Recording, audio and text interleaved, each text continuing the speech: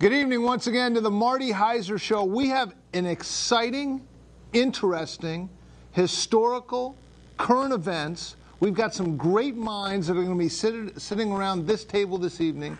We're going to look back, we're going to look at the present, and we're going to look into the future. But to begin with, I want to set a tone. 23 boats came up from Manhattan. On them were bristling British military, naval force. They came in and they landed on Campo Beach. They marched up to Danbury, this town right here. You could throw a stone and hit military men from Britain, and the year was 1777. From there, they put to the torch some Confederate Army stores in Danbury, and then they came back down. And as they came back, they were going to go through, I believe it was Bethel. We have an expert here. Maybe it was through Reading. But there was a force led by none other than Benedict Arnold that had called to arms the Minutemen from all around here, and all the patriot, freedom-loving patriots came to arms under the leadership of all people. I have a historian here tonight, and he'll confirm this. Benedict Arnold. Yes, that Benedict Arnold. And there was a great battle that took place in our humble town of Ridgefield, Connecticut. The day, April 27th, the year 1777.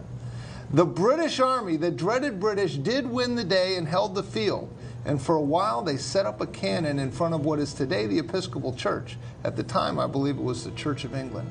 And from there, they took pot shots at known rebel sympathizers.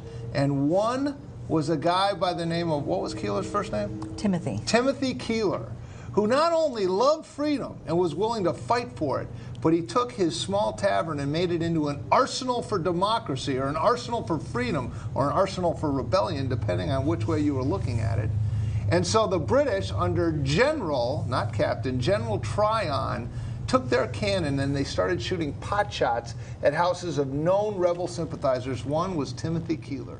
And in that house, and you can go to it today, there is one British cannonball that has been embedded into the corner post of that house. And you can go there today. And those of you with small children that want them to have a sense of history and where we all came from, take them to the Keeler Tavern in Ridgefield. You can go up there. I don't know if these people want to know, but you can go up there even after hours. And there's one secret shingle. And you slip it up and you look out and boom, there's the cannonball right there. But on tonight's show, we're going to talk with Cheryl Kroll, not the guy that used to date Lance Armstrong. That's Cheryl Kroll. This is Cheryl. Cheryl Kroll. Right, there you go. A little different, I think you're a lot smarter than the other one. Charlie Pankanier and Hillary Michelese, all here from the Keeler Tavern, just to tell us a little bit about that. So, Cheryl, let me start with you. Yes, sir. What is the mission of the Keeler Tavern in Ridgefield? We have a mission statement to not only preserve the property of the Keeler Tavern, to tell its history of the grounds, of the families that live there, and to help to preserve the history of Ridgefield and how citizens live their everyday life in Ridgefield. So if you come to the museum for a tour, and it's a docent-led tour with costumes. That's why we look like this now. Whoa, you mean this was, you put this outfit on, this isn't just your normal Thursday night go Luckily not, no. Okay. It's something that we only dress up on special occasions like tonight. Okay. And so we take you through and we will show you where the people lived. We know what they did when they were there. We have pieces of furniture that actually were in the house when it was being used by the Keelers and their descendants. And we can show you what we think was the first room of the house and tell you how people lived, how they lived in rope beds, how they got the ropes from having them, and how they kept them tight so you weren't living on the floor when you were sleeping and that sort of thing. So we can give you a full living experience when you come into the Keeler Tavern. Wow. We can show you things that they used. For example... Yes, we were talking about this extensively. What the heck is that? This is something I always like to say to people, and what do you think this is? And they often say, well, it looks like a candle, but this is something you eat. This is a sugar cone. Wow. And they got their sugar from the West Indies. We were in that triangular trade period where they sent off the sugar cane and came back with rum and sugar. And it would come wrapped in dark blue paper. And the paper was saved so that they could dye their thread for weaving. And then they used the sugar pinchers to clip off pieces of sugar. This is a very special, precious commodity, so they didn't just use teaspoons of sugar like we do today. Yeah. But if, for example, you were having a cup of tea, they could snip off a little piece and you put it between your teeth and drink your tea with your sugar there, and then you could take the sugar out and save it for your next cup of tea or your next sip. So it's a very precious commodity. So you get to see things like this, and we can explain how they were used. Well, it's fascinating. Now, I think we have the website. If we have that and we can put that up, people can go to your website and find out the schedule. Exactly. And when they can go there. But I'm such a fan of the Keeler Tavern. My wife actually was one of the guides for a certain period of time, although she's fallen out a little bit. I've noticed that. I'm trying to get her back. I mean, exactly. yeah, because she even marched in the parade once in one of these outfits. Yes. So I think she should, pitch in a little more. I think that would be good. And you could be a nice guide, too. I would love it. I great. really would, because, I mean, to me, the Keeler Tavern is living history. Yes, it is. And it brings to life, what people went through. I mean, well, Charlie, let me ask you. You're on the Keeler Tavern board, and you're involved as well? And I'm a guide as well. I think one of the, as Charles said, one of the things about guiding that's the most fun is not only interpreting the history of the people who lived in the museum, but the people that you encounter. The other day, I had a visitor from a businessman, a young entrepreneur from China, who was really very interested in the tour of the museum and grabbed up every piece of literature in the place so he could take it back to Shanghai and show his colleagues back there that he'd actually visited this American museum. And that was unusual, but not really all that unusual, because in fact we do attract a reasonable number of visitors from around the world. Yeah. We have about 18 foreign countries that came just last year, and about 35 states were represented at the museum. So it's not just a Ridgefield, Danbury, Reading type thing. It appeals because it is a very fully furnished museum. It's unlike many museums that you go to and you have 2 or 3 pieces of furniture in the room. It is one of the most fully furnished museums that I have ever seen. And we have some very unusual pieces that when visitors come, they say, often, I have never seen any of these pieces anyplace else. And these are things that are on permanent display in the museum. I particularly like, because you have a functioning colonial era kitchen. And they have this one, I mean, can you call it a cage? They would put the children in. Right. I mean, it's a bit of a playpen. Yeah, sort of a baby tender, yes. A baby tender. It's like a mini playpen. A mini playpen. Yes. It looks very reinforced. Esther Keeler had 12 children. Oh, my. So you can imagine that she had children around her all the time in the kitchen, and the fire is going 24 hours a day. So one of the main goals is to keep the babies out of the fire. Yeah. And yet be able to do a little work. When there are 12 of them, it takes a while. Exactly. So they had that set up, let air circulate, had a little place for toys and food, but the baby could stay in there and stay out of the fire. Wow. Now, all of this, if you have a chance to go to the Keeler Tavern, when are their tours? Is it open daily? Wednesday, Saturday, and Sunday from 1 to 4. Wednesday, Saturday, and Sunday. And we're going to put up the website, too, so you can get it. And you can go there. But Wednesday, Saturday, and Sunday from 1 to 4. 1 to 4. Okay, but for those of you watching, and not a lot of people watch this show, this is cable access, but if you go to Keeler Tavern, it's right at the intersection of Route 35 and Route 33, or Main Street and West Lane, or whatever that is. At the fountain. At the fountain. And you can go there, and this might be trespassing, which isn't good. We don't want to encourage that on television, anyways. Well, we have a wonderful garden. That's what I was going to say. That is open to the public all the time. They're welcome to go in there. There's our loophole. We have a lot of painters that go and sit and paint. The garden is spectacular. It's a brick-walled garden that was designed by the architect Cass Gilbert, who had this as his summer home from 1907 to 1956. And so he designed this garden after the style that he had seen in Charleston, South Carolina. And it's sunken down from the garden house that he also designed and built. Now, this is beautiful. I have a little attention deficit, which you'll know as soon as. But Charleston, the garden, isn't that where they wrote that book about the murder that's so famous? Yes, but I don't think Cass had anything to do with that. Nothing to do with that. He's out there. Okay. Hillary. Yes. What's your involvement with the Keeler Tavern, and what are you passionate about there? Everything about the museum. I am the director of programs. I am also a docent, like Charlie and Cheryl. I enjoy young children coming in, but I love developing programs for many ages, for educational programs for children. We do historical lectures. We have music series, a concert series. We have many different things that people can participate in. We have a camp coming up in July, Camp Keeler, and it is directed toward elementary school children, and we'd love for people to check out the website and find out a little bit more about it, because I think they'd enjoy it. When you have like the average grade school field trip that come in there, what do the kids want to see most? Do they want to see the cannonball, or what's the big attention getter for them? No question, the cannonball is a big draw for the kids. They like to hear about the Battle of Ridgefield, as you had mentioned, especially the boys. We have some muskets in our tap room that they enjoy seeing. I think the chamber pot upstairs is probably, I have to say, one of their favorite items. Yes. Okay. Yes.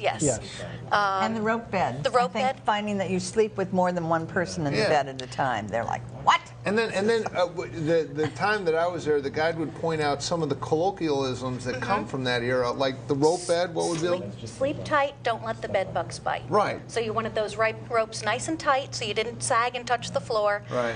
Because there were more than one person sleeping in those beds. Yeah, and they could be complete strangers. Yeah. They could be of the same gender. They could just be traveling along, and it was quite common to share a bed. Much more comfortable than on a bedroll outside. Yeah. So yes, that's a fun story. And since the upstairs was unheated, maybe you didn't mind so much. You didn't mind. Yeah, I finally realized that body heat was an excellent thing to have them provided. Well, there you go, ladies and gentlemen. During colonial times, spooning was all the rage just to stay warm. Exactly. All right. Now, Charlie, I've been known to colorize, exaggerate, not be historically accurate. Can you give us the accurate story? We're not that much time, but the accurate story of the Battle of Ridgefield. I sort of outlined it, kind of fill in what I missed, and give me a attaboy for what I got right. Well, I think you actually got a pretty good percentage of it right. I think a couple of things I might add. One was that in the process of destroying the Patriot supplies in Danbury, they also managed to burn down most of the town. I think one of the other things that's worth mentioning is that as the Battle of Ridgefield was fought, one of the casualties was General Worcester, for whom cemeteries named in Danbury, for whom streets are named, for whom so on and so forth. In fact, when the Civil War broke out, one of the very first units in the North that moved to the front being Washington, D.C. In those days, was the Worcester Guards from Danbury, which was a local militia unit, which was sent to Washington, D.C. to help defend it. Yeah. Now, if you're familiar with the roads of Ridgefield, they marched down what is today North Salem Road, Route 116. Right. And Worcester had a band of men, and there was a long column of British. Were there about 150 British? Is that accurate? I believe that's at least that many. Okay. Well, towards the end of that column is where they had their artillery pieces, or the few cannons that they had. And Worcester made a sharp attack on the tail end of the column to try to capture those artillery pieces, or the cannons. And that's when he was shot in the leg, as I recall. His boot filled up with blood, and he would later died of that mortal. Essentially a blood loss. Yeah. Now, was Worcester at the time the more popular local general? And was Benedict Arnold sort of an interloper that just had a lust for battle and showed up? Well, I don't know that I'd necessarily characterize it that way, but certainly Worcester was the local commander, and Arnold was, I think, dispatched from the regular Continental Army to assist Worcester and kind of supervise things. And there was a third general there, General Silliman. Oh, okay. So there were three of them involved. But we had plenty of generals at the Battle of Ridgefield. But only about 500 patriots who we could get together. Really? Okay. So the battle. Okay. And about 2,000 British. Wow. Yeah. That seems Yeah, high. it was a big force. Wow, so there were about 2,000 British Yeah. soldiers against 500 Patriots. The Patriots built a barricade on what is today Casagmo, Right. and then the British came forward and they finally overcame. I understand, and correct me if I'm wrong, but Benedict Arnold had 2 horses shot from underneath him that day? I believe that's right. And then the last one they found, these are little tidbits, but 9 bullet holes in the horse itself. Oh. So it was pretty rough on the horses. That was a tough day for that. And I believe a few bullet holes through his clothing. Yeah, interesting. I love little anecdotes. And maybe you could fill in one or correct me when I'm wrong. Now, the person that lived next door to Keeler, what was his name? Timothy Keeler lived Hoyt? here, and then down south from there, Hoyt. was it Hoyt? Hoyt, his relative. Okay, Hoyt's Yeah. relative was pro-British, right? Right, correct. Okay, and let me just go through it, and then you can backtrack and tell me. That's what my wife does. I tell a That's story, good. and then she fills back those. But Hoyt, who lived next to Keeler Tavern. Now, Hoyt was a Tory. And was Right. his heart was with the British. He was loyal to the crown. Right. Keeler was this crazy rebel. He was putting mini balls together in the furnace there in the Keeler Tavern, and he wanted to throw off the British rule. So at the end of this battle, the British hold the town. And General Tryon, as he marches out of town, a day or two later, I think it was, they were there for a day. It's on the 27th of April. Okay. Yep. So as he's marching out of town, they're putting to the torch every house of a known rebel, of which Keeler Tavern, I mean, this whole show would have been over a long time ago if they had burned the house down at the time. But Hoyt, who was loyal to the crown, because there was a strong north wind that day, beseeched the British general, said, please don't put the torch to Keeler's house, because if you do, the sparks will land on my house. It went on fire.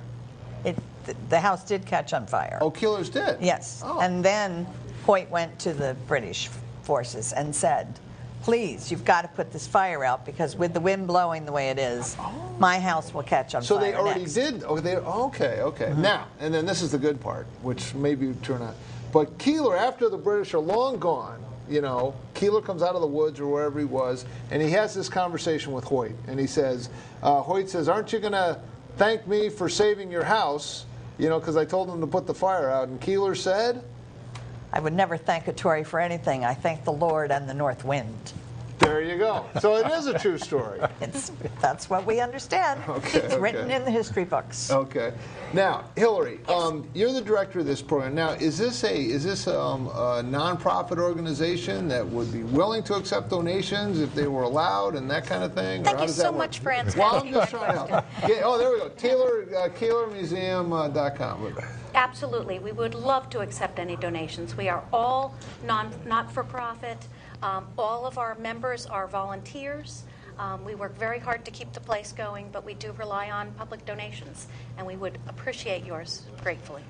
Another little tidbit that comes to mind. Here's my ADD coming up again. But another little tidbit. The front door at Keeler Tavern is not an ordinary front door. What is it, and why is it that way? It is a wilderness door.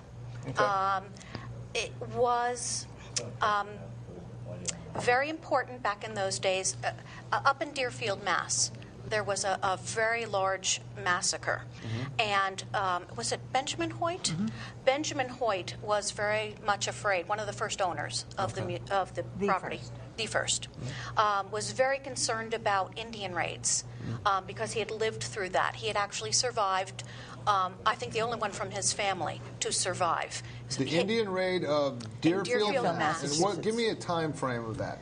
Oh gosh. Charlie, you're a resident historian. Yeah, I He guess. was 15, I think. Yeah, I guess the early 1700s. probably. Early 1700s. Okay, go ahead. So he comes to Ridgefield and he wants to protect his home. He installs a door in his home at the front that was 2 layers of wood. There was a horizontal layer of wood and a vertical layer of wood.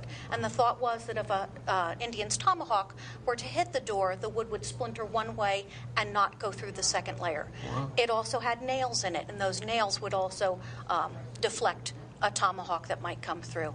We were very fortunate down here that the Indians were friendly and sold us the property, sold the proprietors the property. So they weren't Indians that we were concerned about, but indeed he was very nervous about it, and that was his his thing. Wow, I mean that's where you get sort of the living aspect of the Keeler Tavern. You know, these are different tidbits of history coming down from the cannonball in the side. There's your Revolutionary War to the reinforced front door. There's your your relations with somewhat hostile Indian tribes in the area, and it's just fascinating. All right, let's roll the tape forward a little bit. Case Gilbert, who was he? What did he build? And what did he do to the Keeler Tavern? Cheryl, I'll ask you. Cass Gilbert had vacationed in the Ridgefield area. He was what they called a star-architect of the time. He was a famous architect in the U.S. He designed the U.S. Supreme Court building. He did the first skyscraper in New York, Woolworth building. Is that right? Yeah. Wow. He was very famous at the time. He had an office in New York, and he was the architect. He did lots of municipal buildings throughout the country. He did the St. Paul, Minneapolis Capitol building, which is spectacular. He did several buildings in Waterbury. And he had vacationed a lot in Ridgefield and was interested in living in an historic house in Ridgefield. And in 1907, he bought the house from the last Keeler descendant, Anna Marie Rezecki, who was still running the inn that her family had opened as an inn in 1772. And he bought it from them and had it as a summer home. He called it the Cannonball House because of the cannonball lodged in the end post of the house. He did very little to change the inside of the house. He recognized it as a treasure of American history, that very little had been done to it from the time that it was built in 1713 until he bought it in 1907. And so he maintained, I like to tell everybody that he did the 4 wonderful things to the house. He put in electricity, he put in heat, he put in running water, and he put in bathrooms.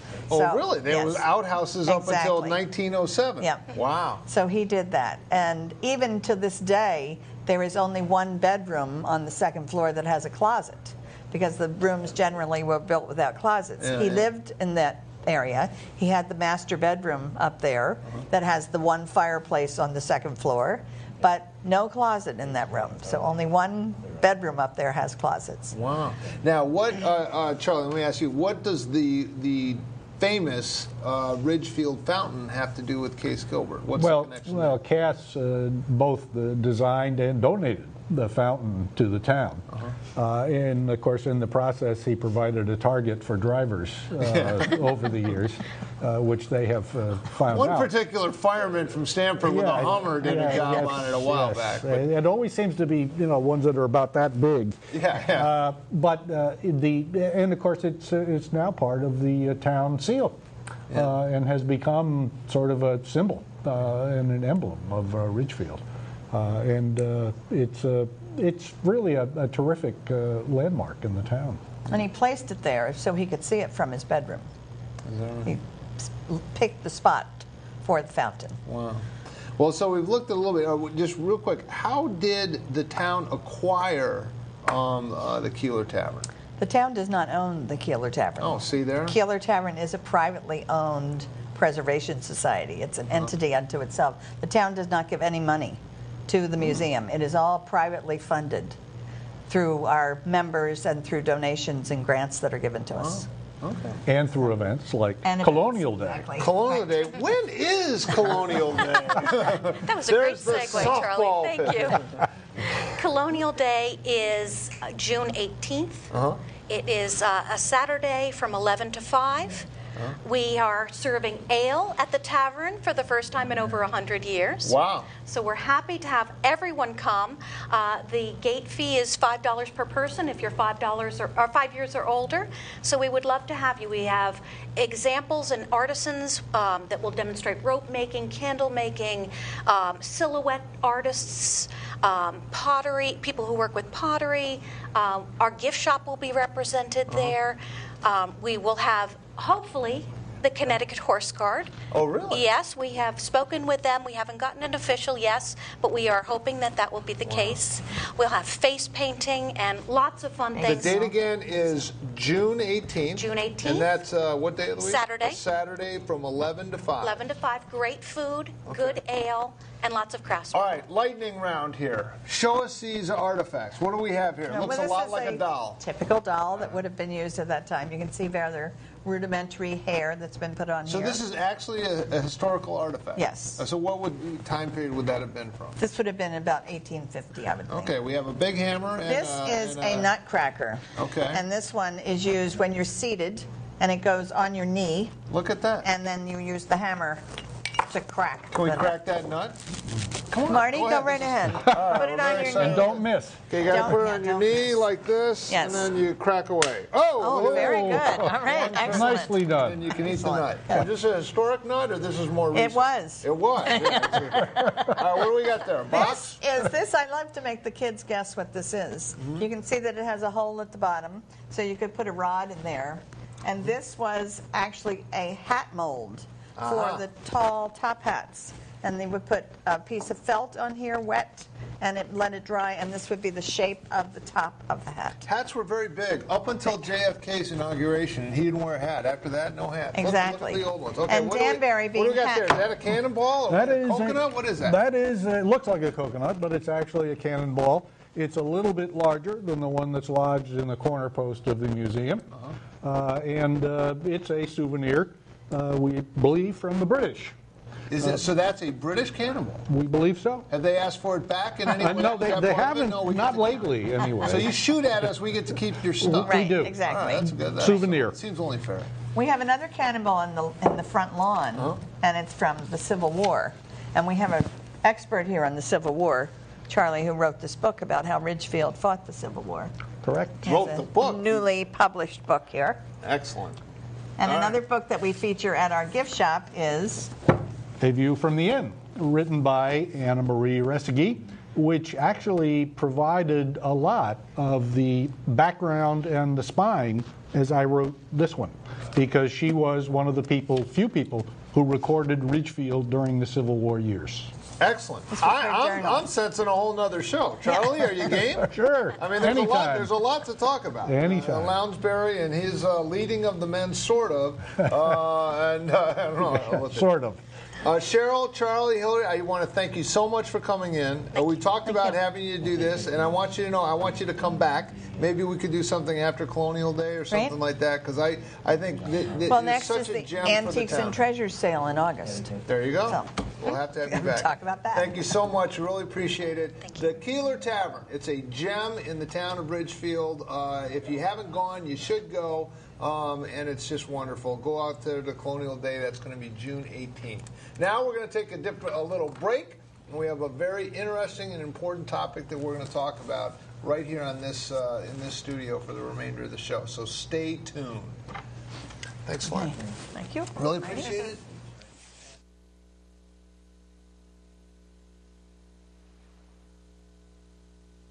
About protecting yourself from identity theft? The thief here doesn't have to look like you. The criminal only needs to obtain your social security number or your bank account number to steal from you. Those numbers can be used to access your financial accounts and to empty them. One of the easiest ways to get such information is over the telephone. Identity theft is one of the country's fastest growing crimes, and seniors are one of the likeliest targets. You may get a call from someone telling you that you have won a contest, or pretending to be a representative of the government, your bank, or your insurance company, who will ask you for important financial information. Don't give that information out over the phone. The most effective way to deal with this problem is to stop it from happening. If you're asked for information by someone whom you have not called and whom you do not know, ask them to send you a written request on official stationery or form. If you can't manage to voice a refusal, hang up. Don't worry about being rude. Worry about being ripped off.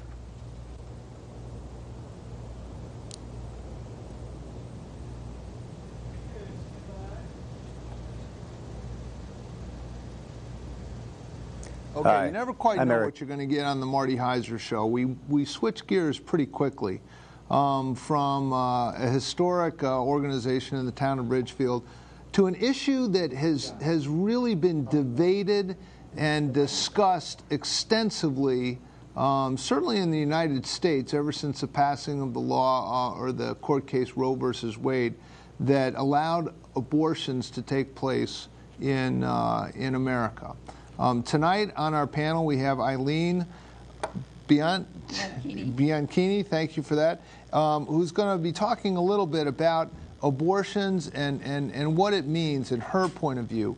We also have Dave Straight, our local pundit, and just if you've never seen his email blast or his website, Straight Talk, Google it, because there's some really important information in there as well. And we also have John Hartwell, who's going to be joining us. Among other things, he's run for public office. He's an all-around intelligent guy. Spent some time in Iran as well, as I read your bio, and also was a child church leader in his youth group in the church. I read that. I was always touched by that. He also started his own TV show. And he started his own TV show. So Google that and you can find out more. But we're going to talk, we want to hear both sides of the view on abortion and just talk about it. To set the stage, I was watching 60 Minutes. And on 60 Minutes, they had a program about India. And it turns out that in India, they will have, there are not that many ultrasound machines, but the ones that they do have, oftentimes they'll have them in storefronts. And there was a story, and this is 60 Minutes. We're not talking Fox News or any other right-wing leaning thing, but they talked about how the pregnant lady in India would go into this ultrasound storefront, and they would see if she was pregnant with a boy or a girl. And if it was a girl, especially if they've already had a boy, right next door was an abortion clinic. And that woman would decide to abort the baby so long as it was a girl, because a boy is much more favored in that culture. I don't know where you stand on the issue of abortion, pro-life, pro-choice, reproductive freedom, or what have you, but I think at the very least we can all agree that that's a reprehensible situation in that society and something that we would never want to have happen in America. Other than that, there's varying levels of discussion on this issue, and that's what we're going to talk about a little bit tonight. Eileen, why don't we start with you? What is your organization that you work with, and what motivates you on this issue? I actually work with two organizations. I'm the chairperson of the Connecticut Right to Life in Waterbury, which actually covers and services communities throughout Connecticut. And I'm also the chairperson of the Gospel of Life Society, which is a Catholic ministry, and we're in about 61 parishes throughout Connecticut. And now we're starting to work with evangelicals as well. And they're very energetic. Be very careful. You never know what an evangelical, you might be talking to one and not even know it. That's how they sneak in, and they're very hard. Oh, they're great. They're great. I love them. In fact, I'm going to bring them into the Connecticut Right to Life, too. Oh, wow. There you go. So there we go. Well, interesting. Now, John, let me ask you, because you're kind of, what is your involvement with this issue? And well, I'm currently the interim executive director of NARAL Pro-Choice Connecticut, and we're a group that supports reproductive rights. We lobby in Hartford, and we work with political candidates, and we help develop public policy around the issues of reproductive health, sex education in schools, access to clinics. We want to make sure that a woman has the right to make the decision with her doctor that's most medically appropriate for her. Do you, that scenario that I laid out on that 60 Minutes program, does that in any way repulse you? Of course. Who could possibly think that some kind of program that, specifies, what kind of child you're going to have simply because you want a boy as opposed to a girl, that is, I think, reprehensible. So how do we know that that's not being used in the abortion movement today, that same type of thing? I don't know what you mean by the abortion movement. I don't know that there is an abortion movement. I am here representing the right of a woman to make the choice that is medically appropriate for her and for her family. I don't know of anyone who says, let's have an abortion. I don't know of anyone who gets pregnant and says, oh, let's get pregnant so I can have an abortion. There is not an abortion movement in this country. There is a civil rights movement that says a woman should have the ability to control her body and to make the medically appropriate decision for her and her family.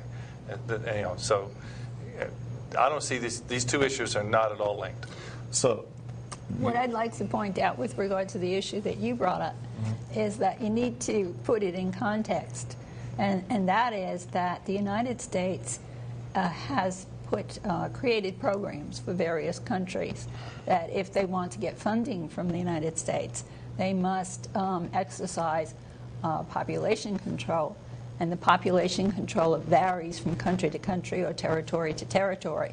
For example, in China, it's 1 child per family. Now, if you're talking about 1 child per family, and you're talking about a farmer, let's say, a farmer needs to make that child count. And I can see where it would happen, or it could happen, that they might use the ultrasounds to pick out the boy. In those circumstances, now we have a number of doctors that we work with who have been there, and they testify that what they see in the back countries is that if a woman has more than 1 child, the second child will be killed. And she will be sterilized, or something will be put into her to prevent her from having any more children. I'm sorry, where so is it's this? a serious consequence. Let me jump in here, please, because what you did was to slide from an assertion about population control as part of a U.S. government policy in foreign countries to the 1-child policy in China, and somehow equating those two. And then you go to killing children. I mean, please, let's have a discussion about what's going on in this country.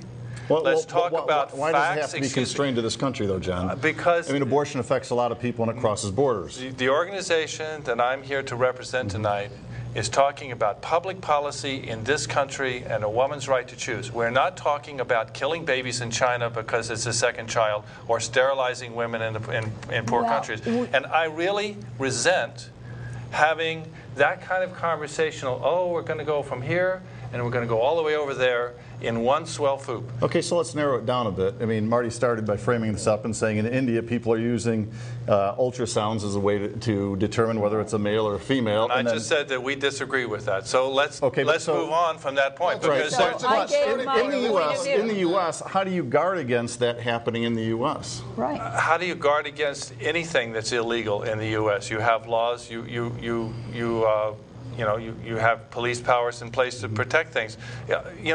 That argument about what happens in India.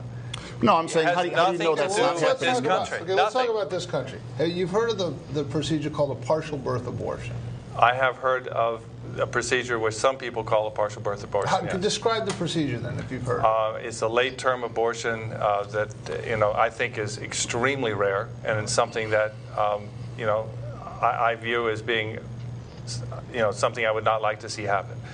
But okay, but that's legal in the United States. It's legal in some states. It's not legal in others. Okay. A partial birth abortion is where a baby who has come to full term is actually birthed through the birth canal except for its head.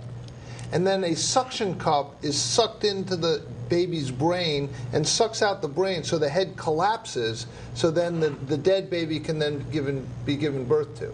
Now you stand there and you say, well, I'm not going to, be responsible for what's going on in other countries. I'm here to represent what's going on in the United States. And I just asked you if you knew what a partial birth abortion was. And you said you did. But you didn't want to describe what I just described.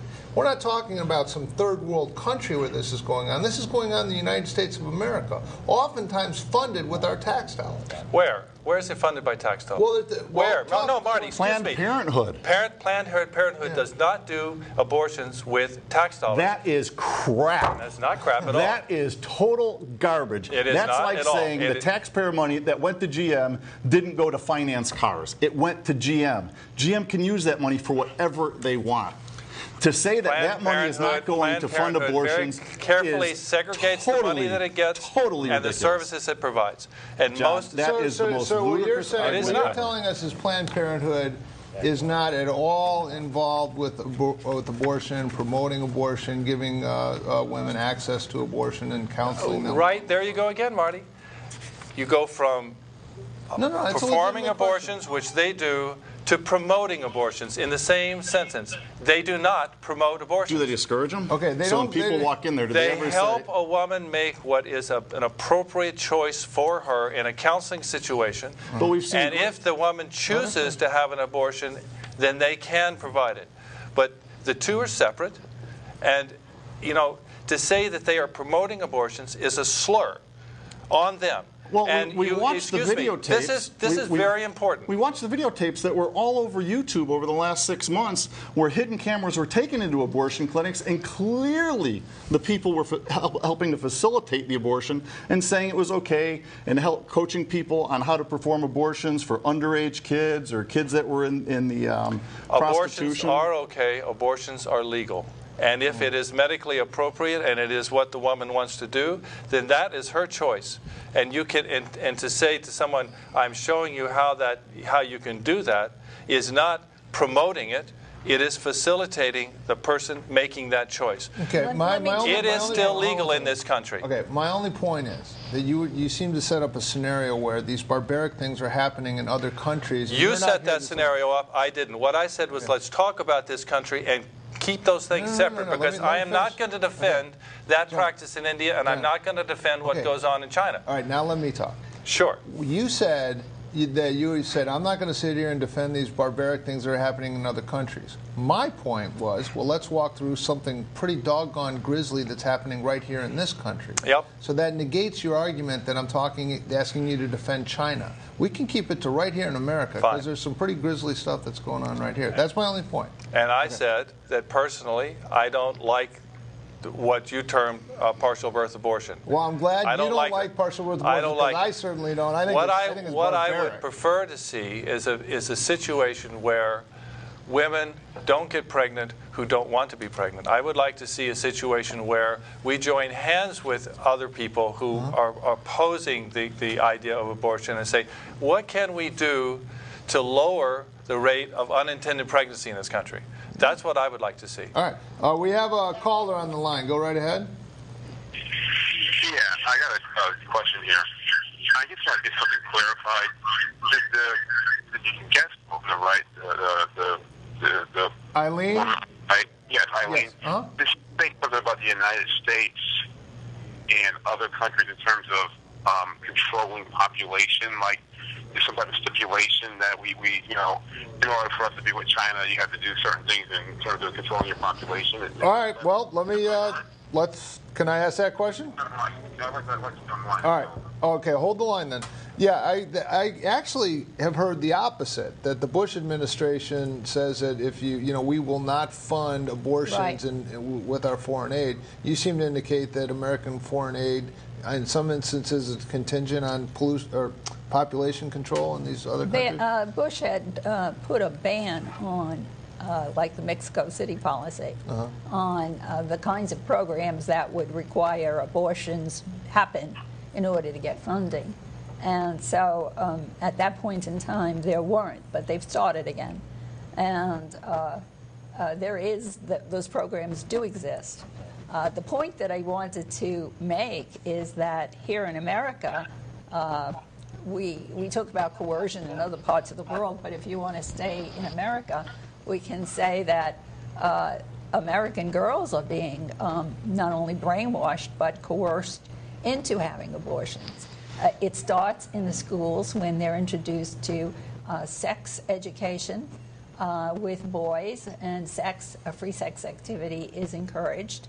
And then they're given birth control pills. I'm sorry, free sex is encouraged? Please. And then they're given birth control pills that don't work a percentage of the time, so that abortions will happen when they do use them.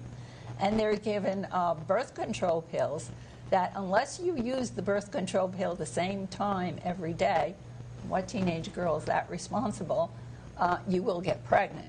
So they're encouraged to have behavior problems that lead to pregnancy and then to abortion. And in the schools, of course, abortion is promoted.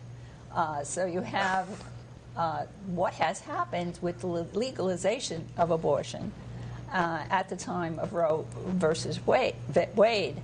The girls and sex activity became a problem for young ladies. In other words, it became the normal, the social way to behave.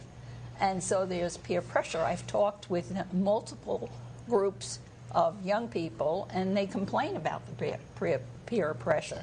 And in fact, they have asked us to get to the doctors and ask the doctors to stop giving out contraceptives like they're candy. They no longer want to be caught up in all of that. But socially, they're stuck. Then, and they also have the pressure from Planned Parenthood. Now, silently, Planned Parenthood and other abortion organizations encourage the girls in the ways that I said. But in addition, there are silent ways of encouraging abortion. If a girl gets pregnant, has a pregnancy crisis, one of the ways is not giving her counseling on other options. And that's another thing that the girls in the youth groups complain about. We weren't told about any other options. Or another way is to rush them through, to herd them pretty much onto the abortion. Okay, hold the phone, because we have some international issues that you're talking about, and then Mr. Hartwell took exception to sex ed promoting sexual activity. But caller, did you want to respond to that quickly? Yes. Oh, absolutely. Oh, my goodness. Look, I am so happy that Eileen is on the show today. And I'm also happy that Mr. Hartwell's on it as well as Dave. But primarily Dave and Eileen, because this absolutely shows the rampant, outrageous misinformation and scare tactics that are being done by people who are against a woman's right to choose. They use these statistics and these scenarios that are debunked, make no sense, and just really are insulting to the real issue, which is a woman's right to choose. Planned Parenthood does not support abortion. The videotape that Dave talked about is false. And some of the stuff that Eileen just said right there, which, by the way, I'll have no problem. So the videotape lies. Let's go to the videotape, Al. Videotape lies. We'll show that this information that you're presenting here is absolutely false. And I'm very happy that Mr. Hartwell will be more than happy to. Let's get John in here. Okay. Let's go to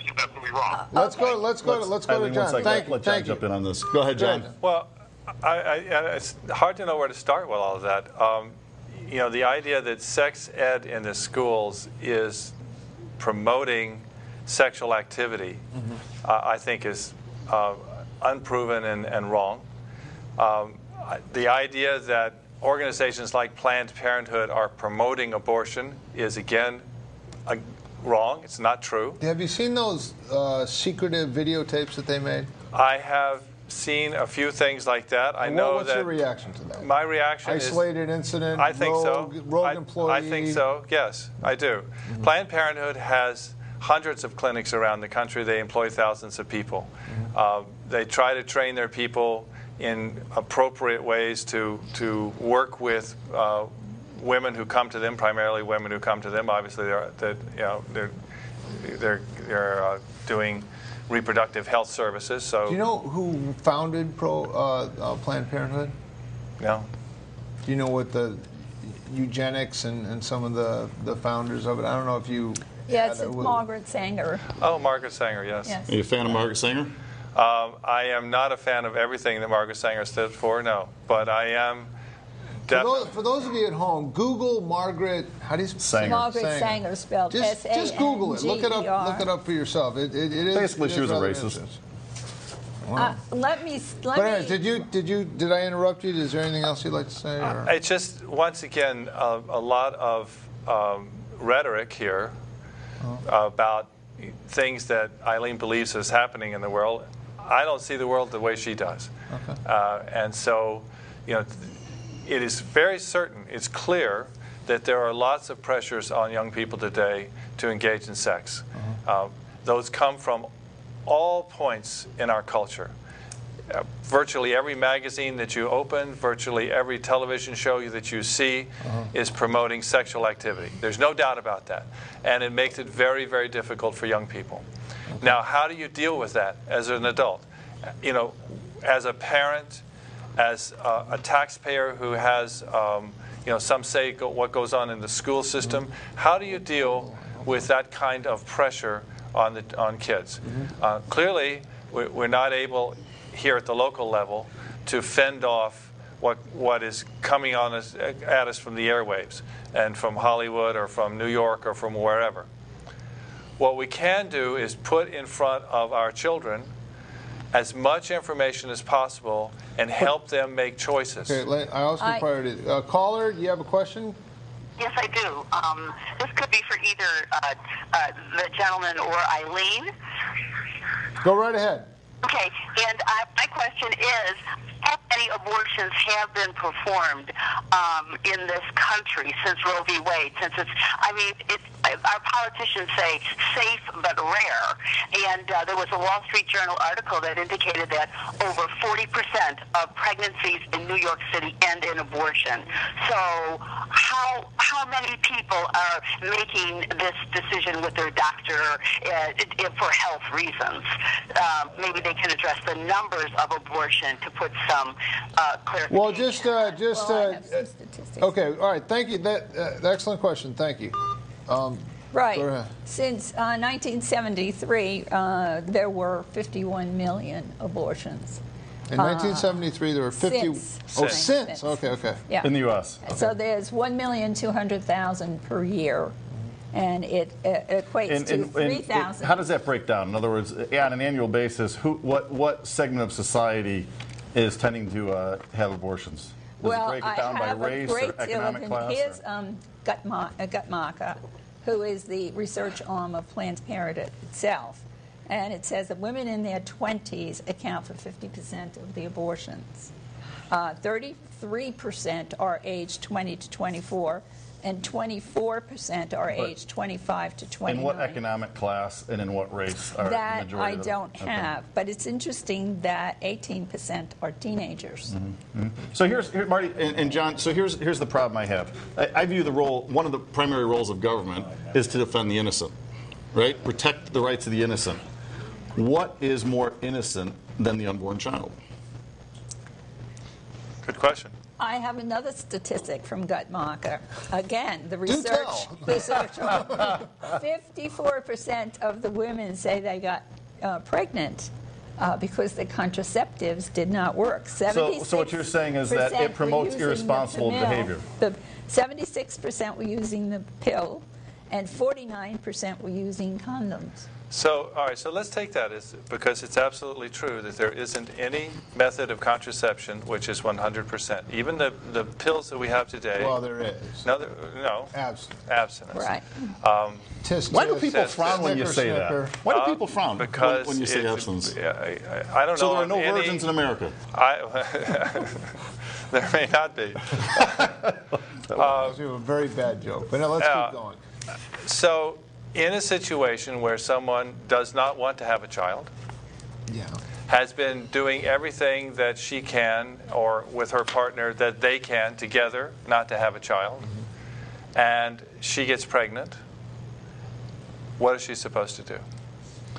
Well, there are other options. There are other options, You can put the baby up for adoption if you don't want to take care of the baby. If you can't afford it, if it's economically or financially not a good time, there are ways. You don't have to kill the baby. What are we doing? What are we saying in America? That if it's not your convenience, you can kill a baby? So what about why not adoption? Adoption is another choice. And if that's the choice you want to make, that's fine. And it doesn't involve killing? It doesn't involve terminating a pregnancy. Well, killing. Actually. Or terminating a pregnancy. I mean, there is kind of like some verbiage here. The funny thing is, if I just, it used to be when you would show a baby picture, if you like, you go down to Sears and you have a baby picture. But now, the first baby picture is that grainy ultrasound that you see taped to your refrigerator. And everyone's so excited about the baby. And as the ultrasounds become more and more in focus, I think the issue of abortion becomes more and more clear. This isn't terminating a pregnancy like you take out a. It is terminating. So Marty, let's look at the facts. This is killing human life. Eileen's got numbers there that I've heard before as well. So there are lots of abortions happening in this country, lots of terminations of pregnancy. And there is also widespread availability of sonogram. Yeah. So what we're seeing is that, in fact, people have seen that picture and have decided to go ahead and make the choice that they want to make. Yeah. And it's a legal choice.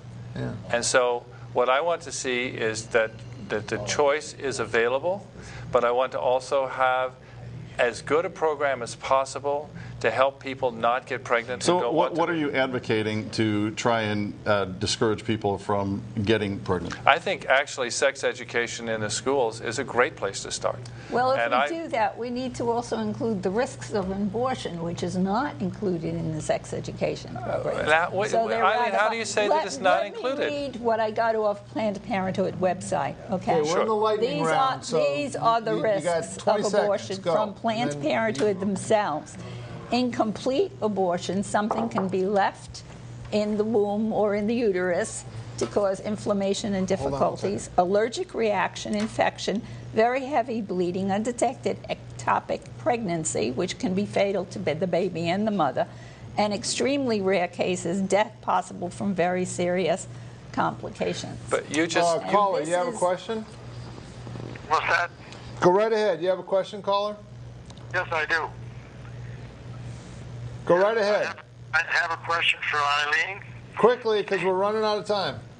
All right, she said we have over 50 million abortions, and I was wondering what she had in mind. What would happen to those 50 million unwanted children?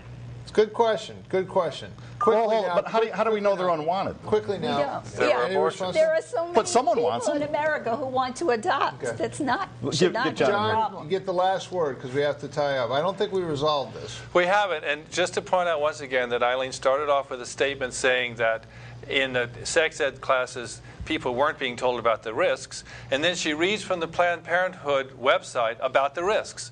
Now, you can't have it both ways, But it's Eileen. Planned Parenthood teaching such education in the schools. You can't. You make a statement about sex ed in schools, which is completely unsupported, and then you go to a factual statement which goes against your argument. Because something exists in one place, that doesn't mean it exists. It does not exist. But in it the does. schools. But The you kids said are it not doesn't, getting it. and there is proof that it does. So. The topic tonight has been one that's very controversial, the topic of abortion.